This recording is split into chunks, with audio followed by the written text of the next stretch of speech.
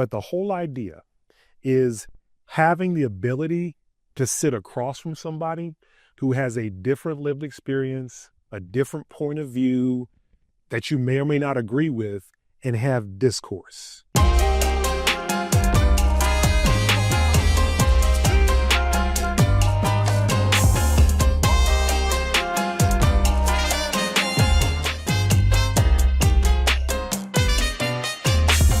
Hello and welcome to Today from Bowie from the campus of Bowie State University. I'm Sydni Chester, and we have a very exciting guest for you today, Mr. Larry Green.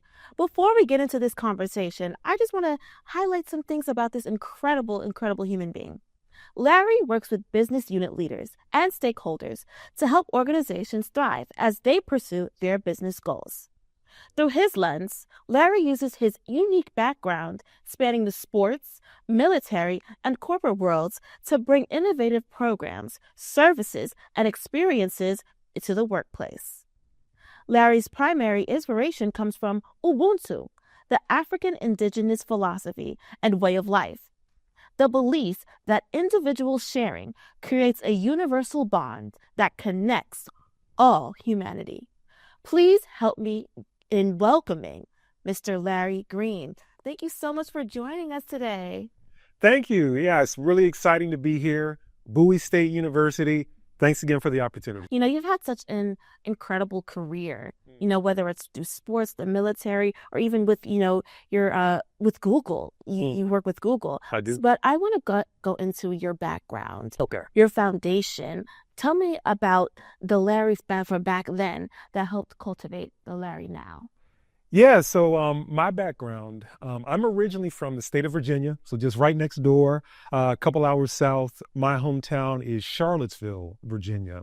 And so between Charlottesville and different points and counties outside of Charlottesville, that's where I grew up, spent a lot of time there with family, as well as in North Carolina, too. The quick background on my family is that we're very close-knit. Faith, family, and community were the bedrocks and the pillars of my experience growing up. So grew up in the church. So Southern Baptist, that experience is what we had growing up. But even beyond that, how all those things came to life and wove together was just being actively involved in the community. This is something that my grandparents, great-grandparents did on a number of different levels, Virginia, North Carolina.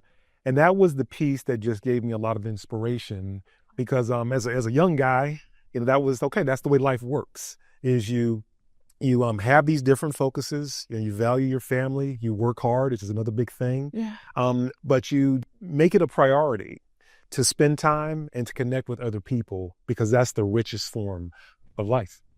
And you said that your family helped, inspired you to want to help the community. So did you have any mentors or key people in your life? You said your grandparents, your great-grandparents, but was there anybody else that helped mentor you growing up? Yeah, well, quick acknowledgement just to my family. So I feel very blessed and privileged in a good way to have a nice host of fathers, grandfathers, uncles, so a lot of strong men in my life, as well as a number of strong women in my life. Mom, grandma, aunties, great-grandma. So I had a nice host of a number of great people around me.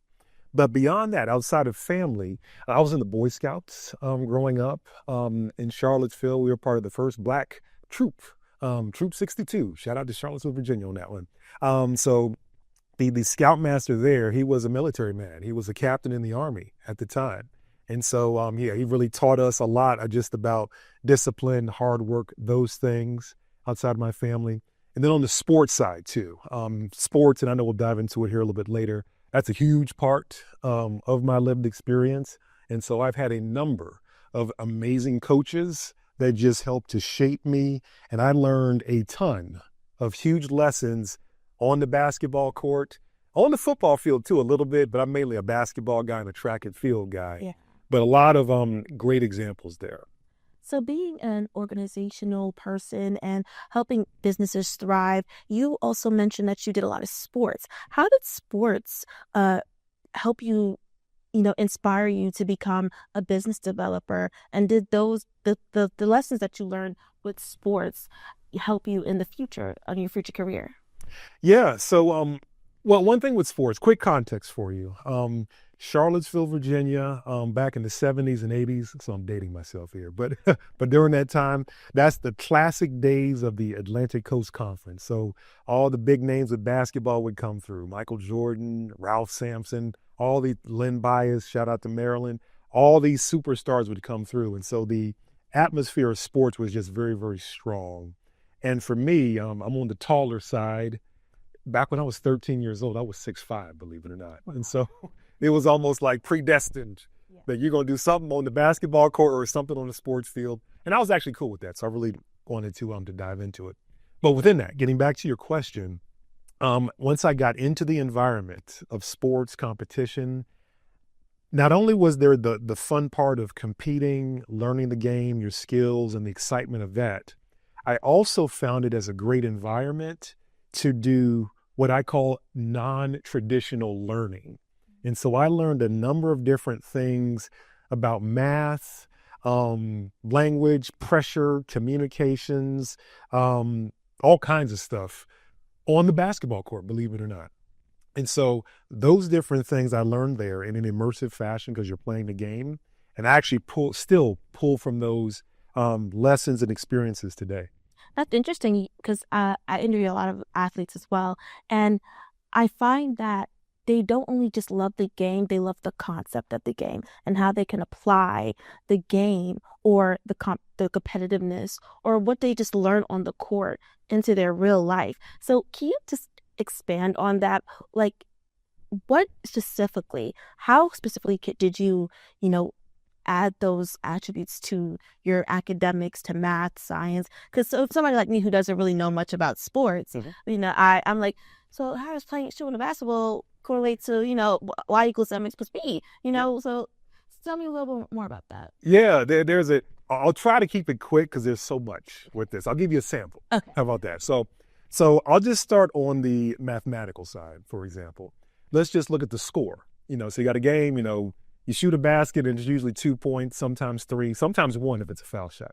And so as the running score happens in a game and one team is ahead of another, well, what's the difference? So that's subtraction right there. And then very quickly, based on the difference of the game, how many buckets do you need? In order to tie the game or go ahead. And then what does that mean in terms of plays that you run? So that's one quick thing just with the score. Also, you can, based on the score difference and how much time is left on the clock, you can begin to determine how many possessions do you need in order to even have a chance to win the game. Those different things. And oh, by the way, you're doing this while you're running up and down the court. Yeah. So your heart rate's high. The adrenaline is pumping. Exactly. You're not sitting in a classroom. You're sitting in a different type of classroom.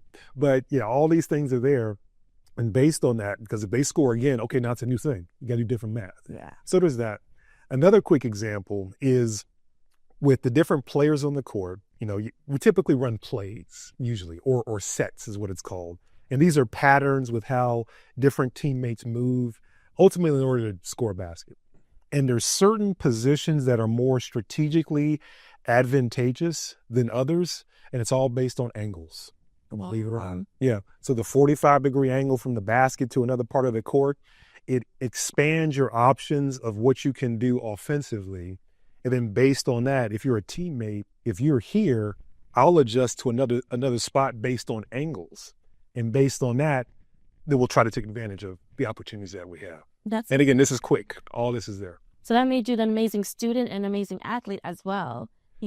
Yeah, well, one other thing. Shout out to my mother. My mother was a retired teacher. Oh, wow. And so school, homework, keeping all that at a high standard was just table stakes. Yeah, my mother's an educator as well, so I could definitely relate to that. Yeah. And I want to get into your military background. Military, yeah. So what inspired your military background? Yeah. No, ironically, it was sports, believe it or not, that got me into the military. Okay. So what I mean by that is, I had a really successful career in high school. Our high school program, shout out to Charlottesville High School, the Black Knights.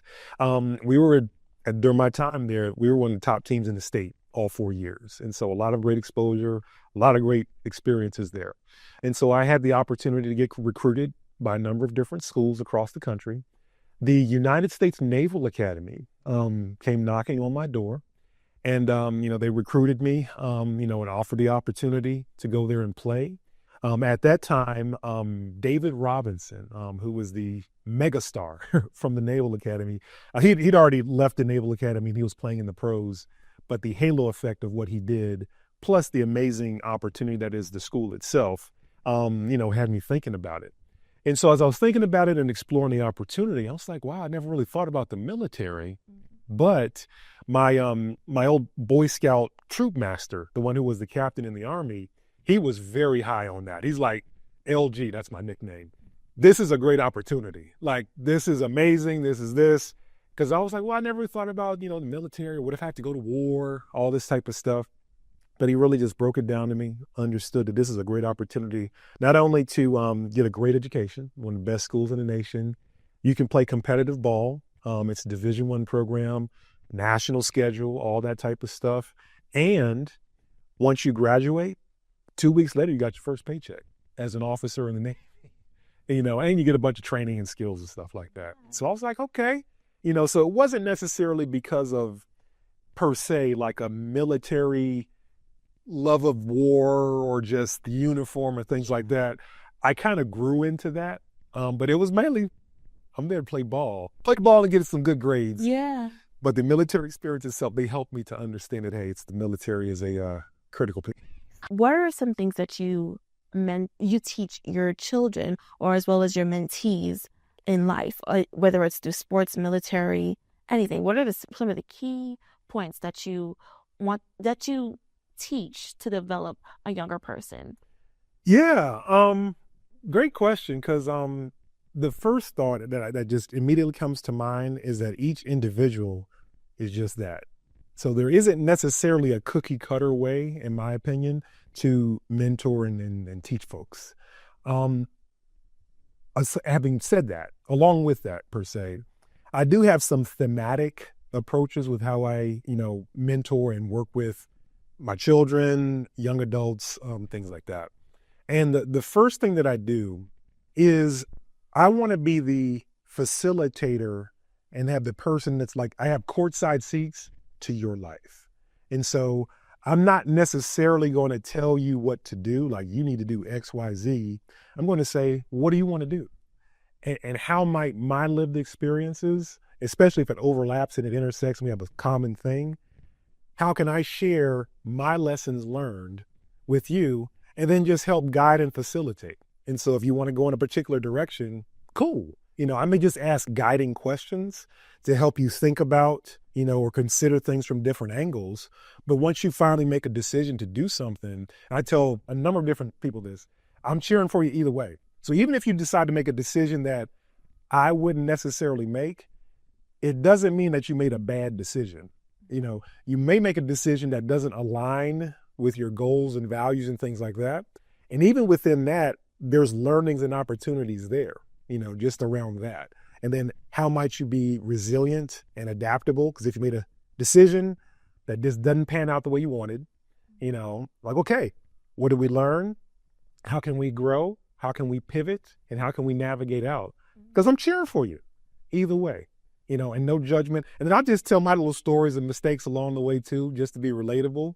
And I tell, folks, young fellas and ladies or whoever, that, yeah, I'm cheering for you. We're not perfect. And that's a perfect thing, believe it or not. Because as you navigate life, there's going to be ups and downs and sides to sides. Some of it's caused by you. Some of it's caused by things outside of your control. How do you adapt and be resilient to keep this thing going? 100 Level. Mm-hmm. Tell me a little bit about that organization that you founded. Yeah. 100 Level is a podcast style talk show. So that's what it is. The big idea of 100 Level is to be at the intersection of different lived experiences so that we can learn from each other and grow, is the idea. And with that as the umbrella, I wanted to dive into a number of different topics with a number of different people, again, to just be at the intersection of different lived experiences. Because if you map back to the idea of 100 level, 100, the idea of the number 100 typically means completion, is it? And then like with the logo that I have with different silhouettes that are coming together. And the whole idea is that we are stronger together than we are as individuals. The whole is better than the parts is the idea. And then also too, just the, like at a sports game, the 100 level, the box seats or something like that, that's the exclusive highest of the high. And my thinking with that is the more that we do things together, the more that we are at the intersection of different lived experiences to learn and grow, the highest experience that we can have with each other. So that's what it is. And with your podcast, you have a live audience as well. Yes. So the way I designed it, so the inspirations that I got from it, I watch a lot of Mel Robbins. She's an amazing podcaster herself. Stephen Bartlett, The Diary of the CEO. They have some great, amazing formats with how they do it. But I also am a big fan of Phil Donahue, which might predate you in terms of like the times and all this. He's the original talk show host, I believe, started in the late 60s through the 70s and 80s. Oprah Winfrey got her inspiration from him. And I loved the way that he would do talk shows, but then he would dive into the audience and get the audience involved with different questions. And so the idea of this is kind of mash all of this and do it in my style. So have a great conversation with someone else, a single person or multiple people, and then get the audience involved is the idea. So what do you hope, the key things that you hope that your audience take away from your show? The biggest thing that I hope my audience takes from this show, and it'll be the common theme throughout any different episode. So different episodes can cover different topics, but the whole idea is having the ability to sit across from somebody who has a different lived experience, a different point of view that you may or may not agree with, and have discourse and have a conversation and not hate each other and not this, you can agree to disagree and all this, but still give each other that mutual respect as human beings. And within that environment, I'm willing to bet that there's probably some common things about each other that we have, even if we sit on opposite sides of an issue, but we have this thing in common. And so starting there and seeing what magic happens from there. With your guests on your show, have you ever learned something new or had a new perspective while having your guests on your show? Yeah, I actually have. Well, we'll start with the podcast conversation that I had with Ambassador Ruben Briggity, just learning about Ubuntu, because 100 level, the concept of Ubuntu is definitely just built off of that. It's heavily informed by that. And so just understanding what Ubuntu is, how it comes to life, and unpacking it in that way was really, really exciting. And I learned a lot. And the biggest thing I learned is that I learned something new that was actually not necessarily new in my upbringing. And so it's kind of like serendipitous how those things came together. Where do you hope to see 100 level in the future, 5, 10 years from now? Well, if I'm being honest, I hope the thing blows up in a good way. Yeah. The episodes go viral. We get a lot of people talking. And we get a number of different guests that are lined up and want to spend time. And from the concepts of the show, it's definitely possible. I hope so. Yeah. Well, I believe so. Yeah. I'll correct myself on that. So speaking of the present, I saw you first at the Google Leadership Symposium that we had here at Bowie State University, and you work with Google as well. I do. Can you go into your present career, the organizations that you've worked with, and tell us more about that? Yeah. So at Google, thanks for coming, by the way. And thanks to Bowie State University for a great experience. We had over 800 people that attended the event. And it was a great day of a number of different things, great talks, great interactions, things like that. At Google, what I do is I work in the health and performance team. And what that is within Google, it's one of our workplace programs that really gets into health and well-being. And so if I unpack that a little bit more, it's 2 domains. The first piece at Google is that we have a whole network of gyms, fitness centers across the entire company. And so we run the operations for that. Also at Google, you can get a massage Wow. at Google. And so we have spaces and outlets for that all over the company. And so to run those operations at scale is a huge, huge deal. And so myself and my teammates run that. And then the other piece that I do, and this indirectly connects with the event that we had here at Bowie State, is I also work with the different senior leaders at Google to help them navigate and deal with the well-being challenges that their organizations face. And so in other words, I'm trying to get upstream from burnout to help people be at their best. And in a work context, their best basically means, how can I show up? We have great team chemistry and we're doing whatever it is the work we're supposed to be doing. And that quickly turns into, for leaders themselves, is how they show up and how they respond and interact. And then how do people treat each other as you do the work? And the punchline with that is a lot of the things that I do within that domain, because it's workshops, different things like that, it maps back, ironically, to a number of different things I learned way back in Virginia when I was a young man. Wow. It's very, very, very, very neat in that way. So what are some things that you would talk about in your workshops with Google? Yeah. The first thing that I do is, and I'll start with what you just said with the mind piece, I'm a holistic guy. And where this comes from, this kind of comes from the faith piece of growing up. There's this verse in the Bible that talks about loving the Lord your God with all your heart, soul, mind, and strength, and loving your neighbor as yourself.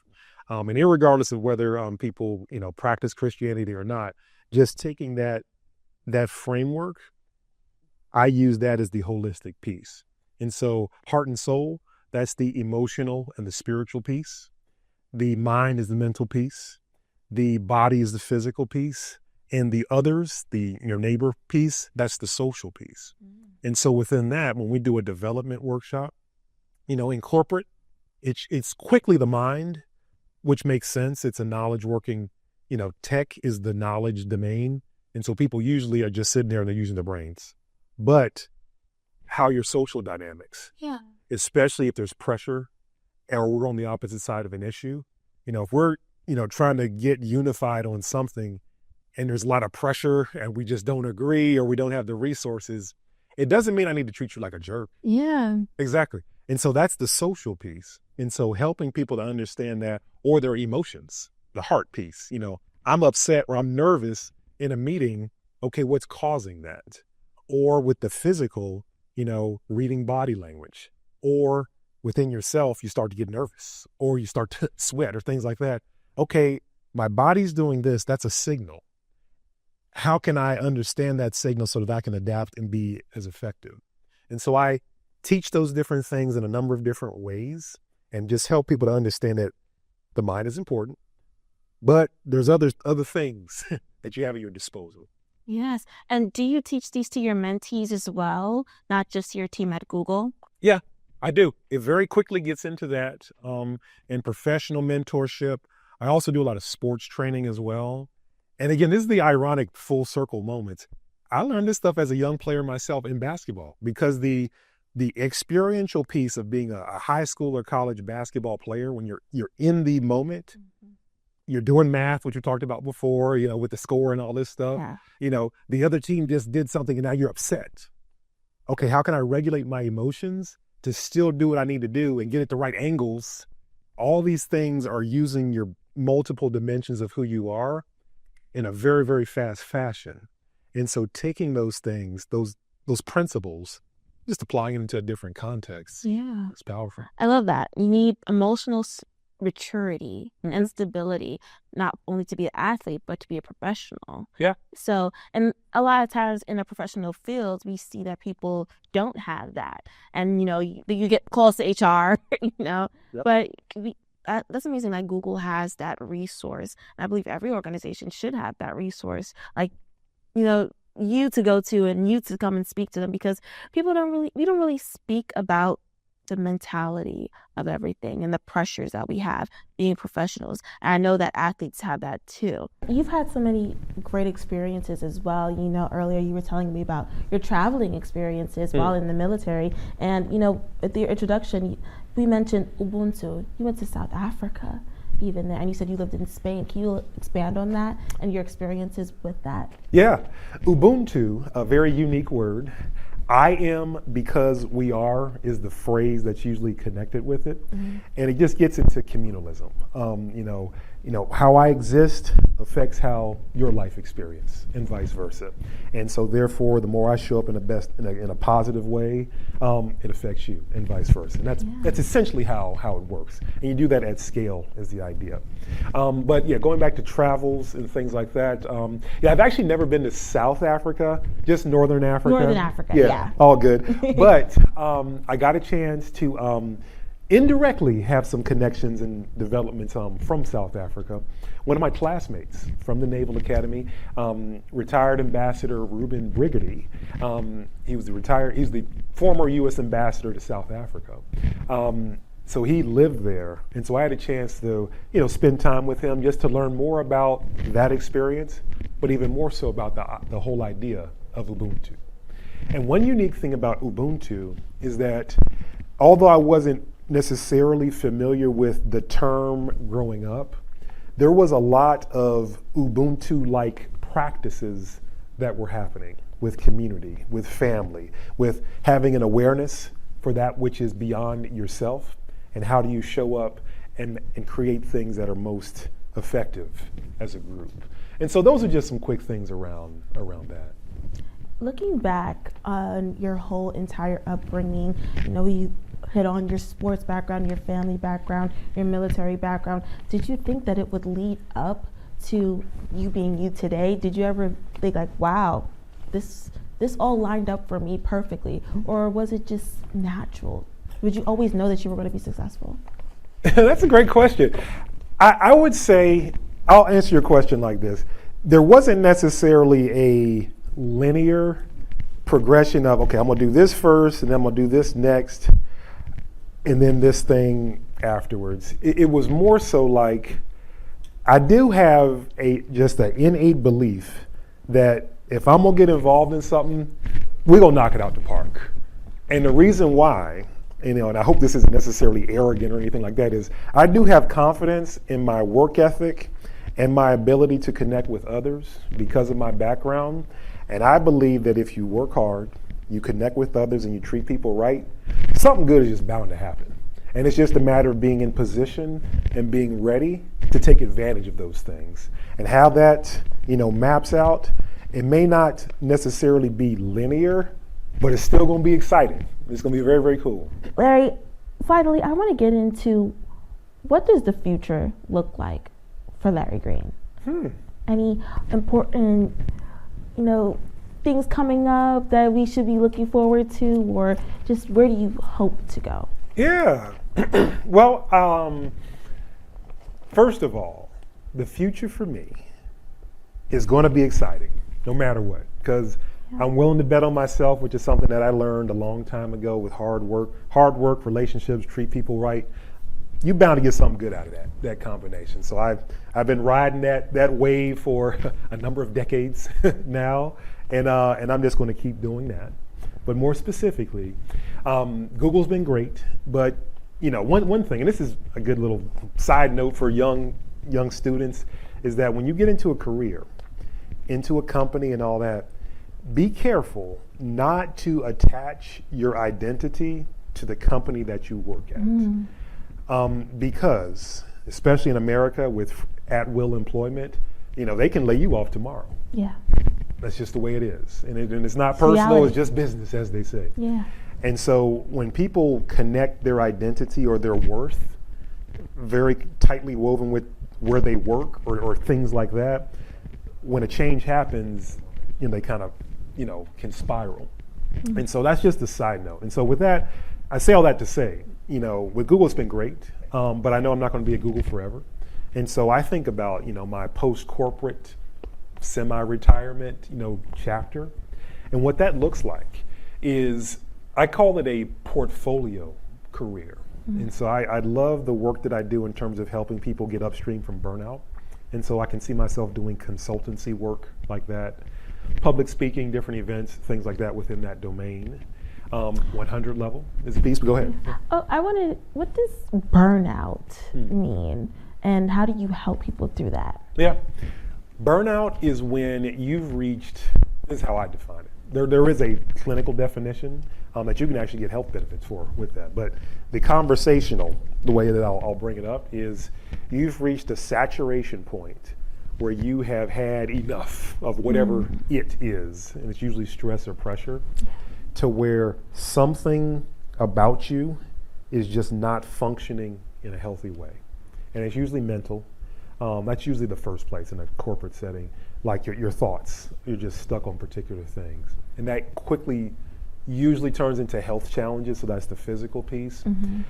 And then in a work setting, that hurts your production usually. Yeah.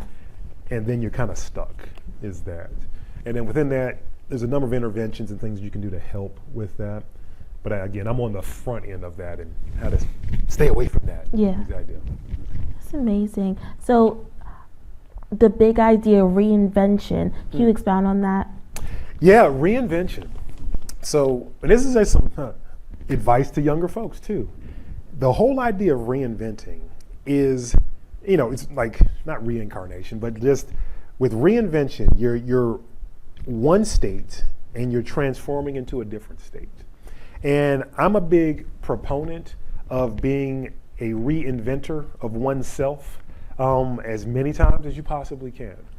And because of that, there are things that happen to you that are within your control, outside of your control, things like that. And so being able to adapt and be resilient is critical when it comes to reinventing. And even more with reinvention, the way to reinvent yourself. The first thing is being able to celebrate or even mourn the loss of something that has kind of concluded or ended, with your current state, being able to do that in a healthy way.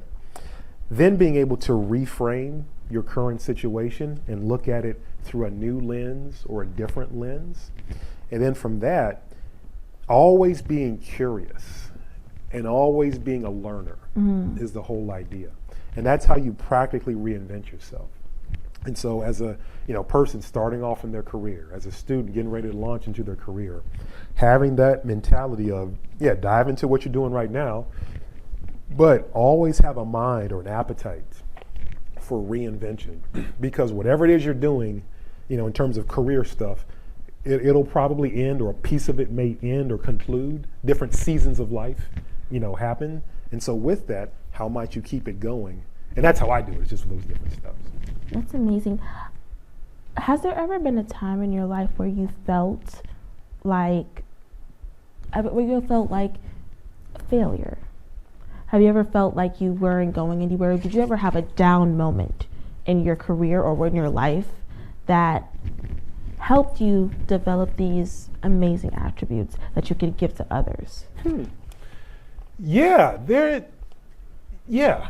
are. I would say I have a number of different moments where I felt deeply disappointed, felt like a failure. I don't necessarily dwell there too much, but I have felt that. And those were different times. I'm thinking about just in work situations where, and just very quickly, I was working at this company and working for an executive, and this person stole my work. I did all the due diligence and the work for this, and they put their name on it and they talked about it.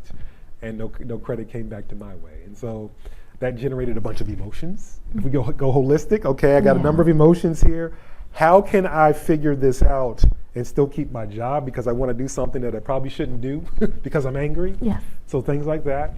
There was a time a number of years ago, and this is before video calls, we would do conference calls over the phone. And the people that I was working with, they thought, and this is a quote, they thought I was a middle-aged white guy. And when they met me in person, they were shocked that a 6'8" black man can do the things that I do. And so that generated some interesting things and stuff like that. And so how do I navigate that? And I got a number of stories, just different things like that. And so I felt, the answer is yes, I felt that in a number of ways. And I've just learned through trial and error and with the help of others around me to just know how to go over those hills and valleys to be able to, keep it going in the most effective way. Well, Larry, I truly have enjoyed this conversation, and you've brought so many great perspectives. And, you know, I could talk to you for 3 days. Oh, we could have this conversation for hours, but we unfortunately have to wrap up. But lastly, I just want you to look at our audience and do you have any words of encouragement for our Bowie State University students? First of all, congratulations on being where you are.